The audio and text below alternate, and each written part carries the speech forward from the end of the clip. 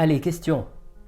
Y a-t-il une écologie à laquelle la psychanalyse participe activement? Ma réponse est oui, indiscutablement, même si elle n'apparaît pas avec évidence, comme la compagne de plus en plus présente de l'analysant tout au long de son parcours analytique. Je parle de cette écologie qui permet de respecter quelque chose d'aussi précieux, sinon davantage, que tout ce qui est aujourd'hui l'objet d'attention en matière d'écologie. Le tri des déchets, les économies d'énergie, le recyclage, etc. Vous vous demandez de quoi il s'agit? Est-ce que c'est l'écologie de soi? Certes, mais ce respect-là est une évidence. Est-ce que c'est l'écologie de l'altérité? Certes, mais celle-là aussi est une évidence en analyse. Il y a plus important. C'est l'écologie de l'attention. Parmi les pathologies de la société qui génèrent des pathologies chez les individus, il y a cette myriade d'outils, de moyens, de techniques, de stratégies qui visent à capter notre attention. Nous ne savons même pas dans combien de directions, à propos de quels sujets, objets, mots, discours, couleurs, sonorités, affiches et affichettes, informations, écrans, et j'en passe, nous nous trouvons sollicités chaque jour et à chaque instant. Notre attention est tellement sollicitée qu'elle est obligée de zapper. Voilà, elle flotte au-dessus de tous ces stimuli sans pouvoir prendre le temps nécessaire à leur examen critique. Elle est saturée.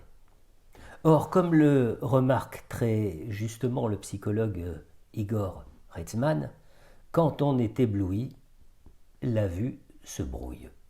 Or, il faut bien être conscient d'une chose, nous ne disposons pas d'un capital d'attention inépuisable. Lorsque notre cerveau est trop sollicité, eh bien, il disjoncte. Ou alors il fait des choix aberrants. Aberrants dans le sens de n'ayant pas fait l'objet d'une pesée, d'une estimation, d'un examen critique. D'où toutes ces incitations à la consommation qui ne peuvent évidemment que réussir. Ces appels à manifester, à s'indigner, à se soumettre à nombre de dictates dont nous n'avons même pas le temps de nous apercevoir que ce sont des dictates.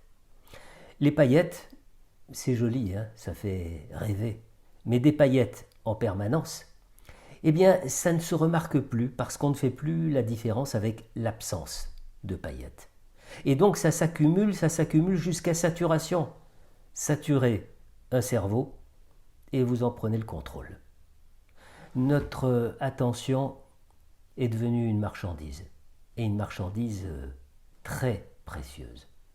Quand je dis que l'écologie de l'attention est partie prenante d'une analyse, c'est parce que après la phase d'urgence, n'est-ce pas, qui fait entrer en analyse, eh bien tout, mais absolument tout, nous apprend la valeur du temps que l'on prend, la valeur du silence, le pouvoir de chaque mot prononcé ou entendu, l'impact que ce mot a sur notre pensée. Eh bien, cette écologie de l'attention, c'est une véritable rééducation de l'attention, un apprentissage d'une certaine lenteur, un respect du temps nécessaire à un choix éclairé, à un tri des informations, exactement analogue au tri des déchets, à savoir qu'il en est qui doivent être détruits et d'autres qui peuvent faire l'objet d'un recyclage ou d'une réutilisation s'ils sont encore fonctionnels. La question qui prend alors de plus en plus d'importance, c'est la suivante. Dans chaque domaine de ma vie, à chaque instant, à quoi est-ce que je choisis d'allouer mon attention en conscience?